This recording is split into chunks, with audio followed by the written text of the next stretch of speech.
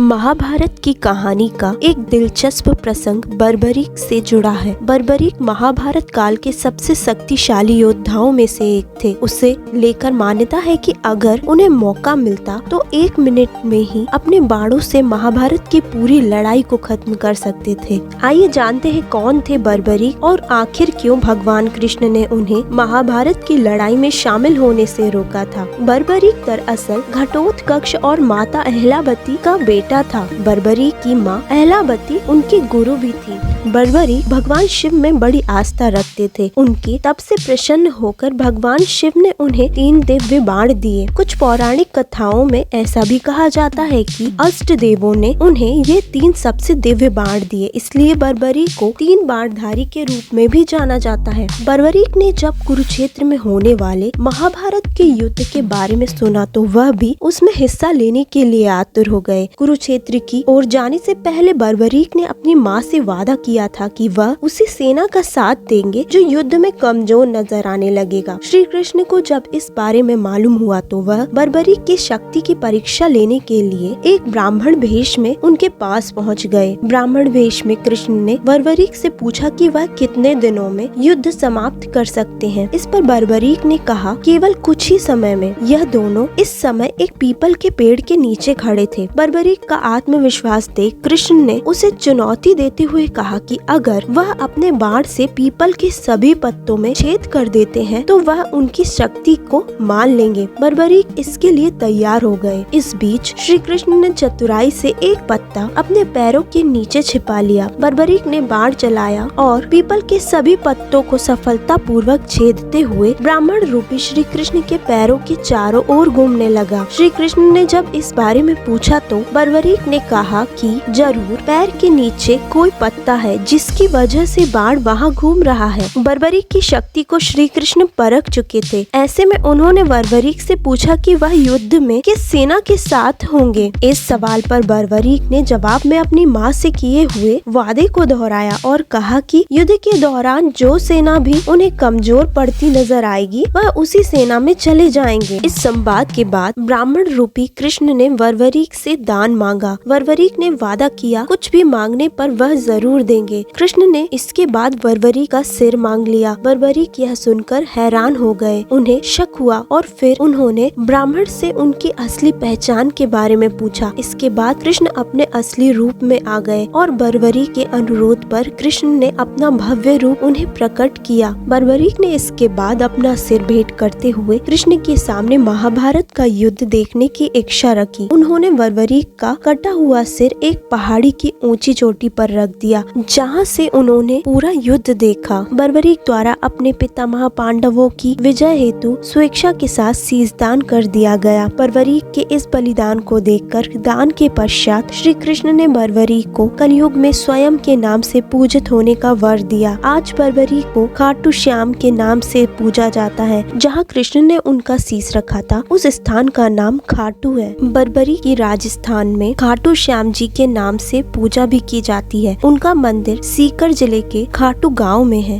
यदि आपको हमारा वीडियो पसंद आया हो तो सब्सक्राइब बटन पर क्लिक करें और बेल आइकन दबाना ना भूलें।